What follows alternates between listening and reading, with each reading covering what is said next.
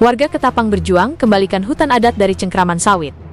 Warga Desa Randau, Kecamatan Sandai, Kabupaten Ketapang, mengaku berang seorang oknum pengusaha diduga membabat hutan adat milik warga seluas puluhan hektare. Hutan adat yang juga merupakan hutan produksi terbatas HPT saat ini menjadi hamparan kebun sawit selama bertahun-tahun.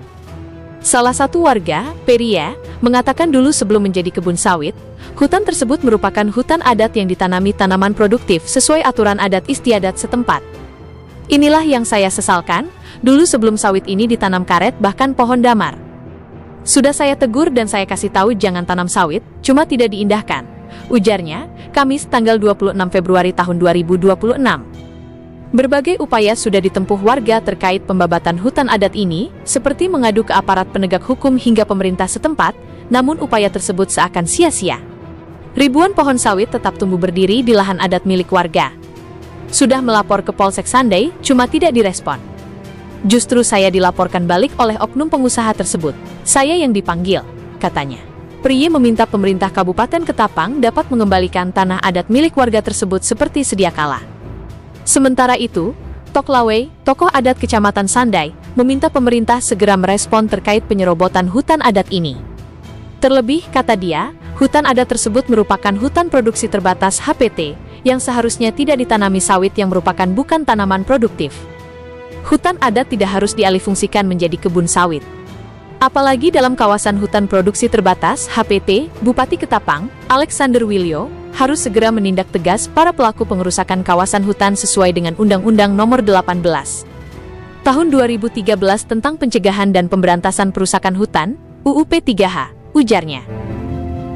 Selain itu, saya berharap pada Bupati Alexander Wilio, karena beliau ini bukan hanya sebagai bupati, tetapi juga awal-awal sebagai patih. Jadi Alex ini bergelar patih. Patih jaga pati, laman 9 dengung 10 bahasanya.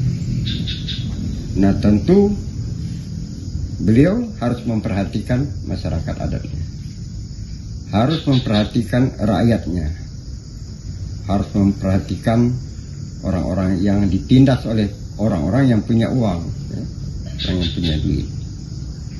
Nah, saya kepengen hal ini menjadi jelas. Kalau memang masyarakat salah, masyarakat diberikan pencerahan soal hukum, baik hukum adat maupun hukum pemerintah. Nah, minta juga suatu ketegasan tindakan kepada pihak perusahaan atau pengusaha itu. Tidak bisa dibiarkan. Karena kalau dibiarkan polemik semacam ini, itu akan berimbas kemana-mana toh. Nah sementara orang-orang sekarang ini sudah.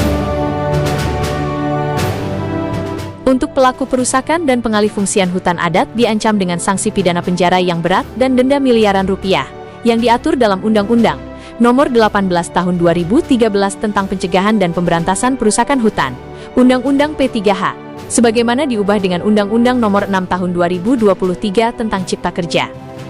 Hutan adat merupakan bagian dari hutan hak, Pasal 5 Ayat 1 Undang-Undang Nomor 41.